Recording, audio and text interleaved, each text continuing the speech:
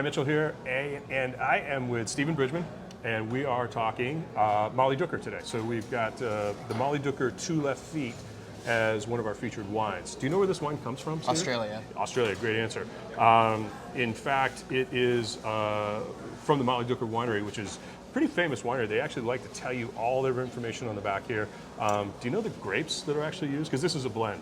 Oh, it's a Merlot and Shiraz blend. Yeah, and actually there's a little bit of Cabernet in here. And Cab. They do tell you that on here. In fact, it says 70% Shiraz, 15% Cab, 15% Merlot. So always check your labels. There's always good information there. And you know, one of the other things that's sort of like, Mollydooker's been around for a long time. They've kind of created a technique for opening up their bottles of wine. Do you know what that is? They infuse it with nitrogen. They do, and you know what they ask you to do because they infuse it with nitrogen? You have to shake the bottle before opening it. Right, so instead of putting extra sulfur in the wine, what they do is actually in their red wines is they put a little bit of nitrogen to protect it from oxygen while it's being transported. And so what they ask you to do is actually give it a little bit of a shake just to incorporate that fruit and nitrogen and anything else in there. And then you give it a pop open. And this is a handy dandy screw cap. I always like to remind folks when you're opening up screw caps, don't necessarily twist the top. Grab it around the collar, the middle part, this part right here, and just give that a twist. It'll break the seal. And then you can take the top off nice and easy. All right, so there we go. We've got it open successfully. We've shaken it, poured it in our glasses. Stephen, look at that color. What does that look like? It's a, not too dark, but it is a dark red. Yeah, definitely a dark red.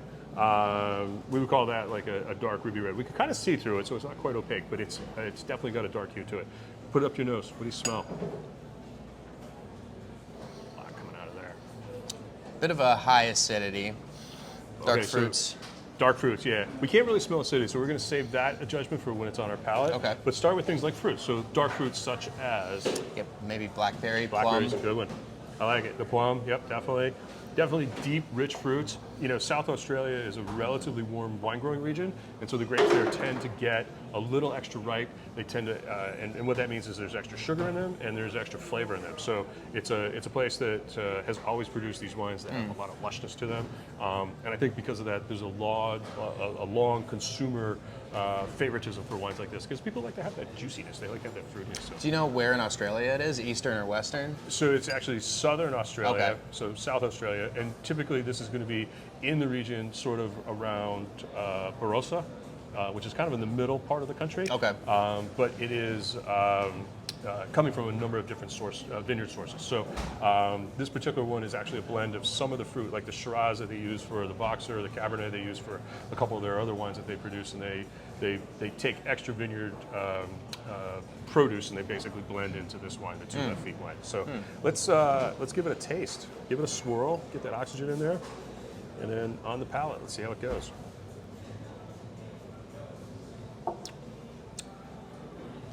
So now, once you have it on your palate, how does it feel on the palate? What does it make? What happens to your palate when you actually taste Kind of this a wine? fuzzy mouthfeel, a little bit of like a salivation, acidity from that. So that little explosion of saliva on your palate, that's the acidity is actually kind of causing that, because it's kind of like biting into, like if you were to bite into a lemon, right? Your mouth is going to water because of the acidity that's in the lemon. So wine, even red wine like this, does actually have some acidity and make your mouth water. Bit of a medium to a heavy body, like it feels a Yeah, little bit it's thicker as kinda opposed to lush. some like lighter wines I've had. Yep, definitely. It's got that Yeah. roundness, that fullness. You know what tannins are? You know how we sense Comes tannins? from the skins of the grape. They do, but you know how we feel them on our palate?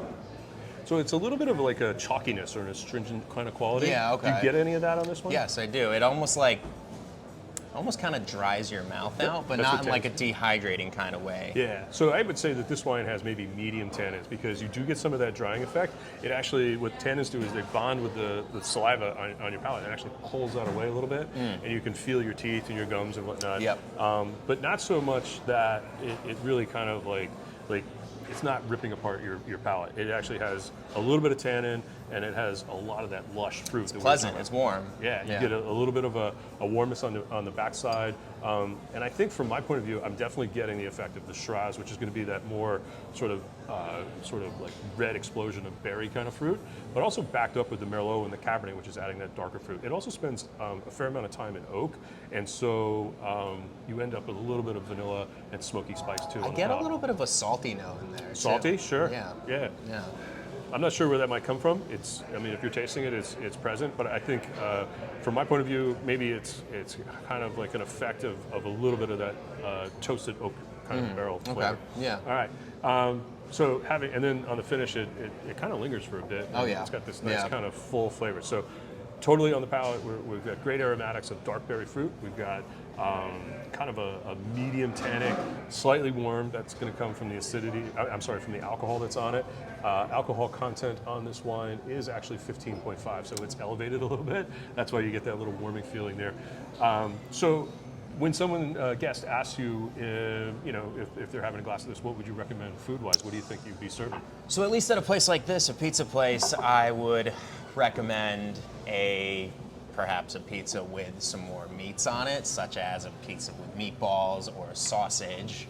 I'm trying to think. We have... so the reason why is because I think that acidity, but also that tannin is there. It's going to actually balance and work really well with the meat and the fat. On our lunch menu, we have a meatball sub sandwich, which great. might go well. Outside of here, it would go good with a steak, perhaps like a burger, something with beef, dark meat, red meat. Anything with meat, I think is going to work really well. So, Mollydooker Two Left Feet. You got a blend of mostly Shiraz, but also some Cabernet, some Merlot. I think this is kind of a crowd-pleasing wine. You know, you get that lush fruit. It goes with a lot of different things. Whether, like we talked about, whether you have, the Italian-oriented kind of dishes like a pizza or meatballs or whatnot, but also, great, can easily stack up with a steak and other meat dishes. So feel free to sell this. I think people are really going to enjoy it. Australian wines used to be really, really popular in the United States, and they've been making a comeback. So I think there's definitely a place at the table for it, and we've got it on feature. So feel free to sell it. All right. Cheers. Thanks, Stephen. Cheers.